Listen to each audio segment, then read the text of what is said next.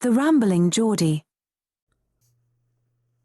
In the early hours of September the 10th, conservative activist Charlie Kirk was gunned down in Utah, a brutal act that sent shockwaves through the political landscape. The suspect, 22-year-old Tyler Robinson, remains in custody, facing charges of aggravated murder amid reports that his actions stemmed from deep-seated anger over Kirk's outspoken beliefs. Now, what should have been a moment of national mourning is instead devolved into a grotesque spectacle with pockets of online agitators and fringe voices glorifying the killing, peddling false narratives to justify it, and even expressing relief at his death. Now, this isn't just tasteless, it's a dangerous erosion of humanity that absolutely demands condemnation.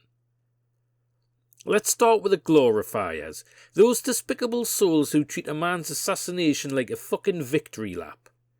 Scouring social media in the days following the shooting reveals a parade of posts from self-proclaimed progressives and anonymous trolls hailing Robinson as some kind of fucking folk hero. One less fascist off the streets, they crow, or worse, photoshopping Kirk's face onto villainous caricatures with captions celebrating the justice served. These aren't isolated rants, they've sparked real-world repercussions, including firings and doxing campaigns from both sides, turning grief into a battlefield of vengeance. Now, glorifying murder, it's not just edgy commentary. It's a direct endorsement of violence, and it's the kind that chips away at the rule of law and invites copycats. Kirk, love him or hate him, was a father, a husband, and a voice in the public square.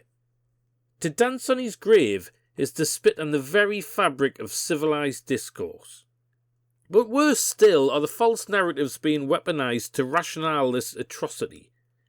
In the rush to canonise the killer, opportunists have twisted facts into pretzels, claiming that Kirk was secretly funding hate groups, which have been debunked by his own transparent Turning Point USA records, of course, or that the shooting was some karmic payback for his views on immigration or on education.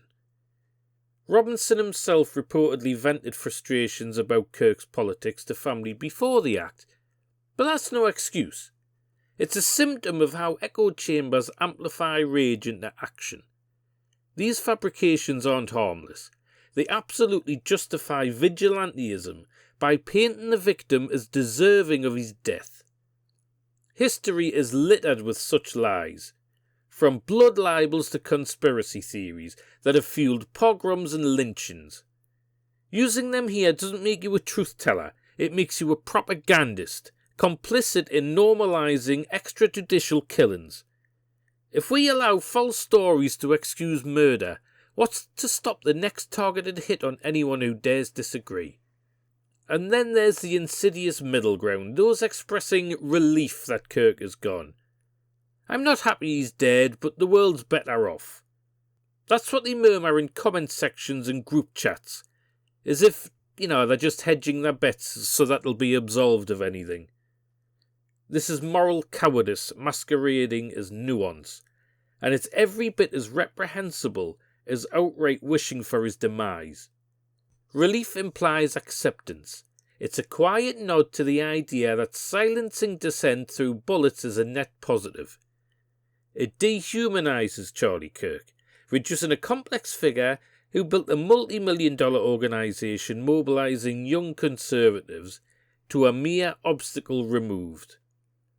Wishing for death is overt malice. Relief is its passive-aggressive cousin, both equally corrosive because they both erode empathy.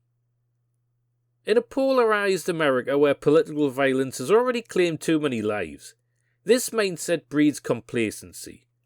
If you're relieved, you're not neutral. You're cheering from the shadows, paving the way for more tragedy to come.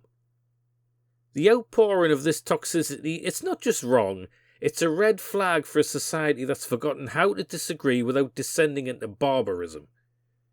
Governmental efforts to crack down on celebrity rhetoric are a start, but they can't fix the rot at the heart of it all. A culture that is addicted to outrage over understanding. Charlie Kirk's murder should unite people in rejecting violence, not divide people further into tribes that high-five over bloodshed.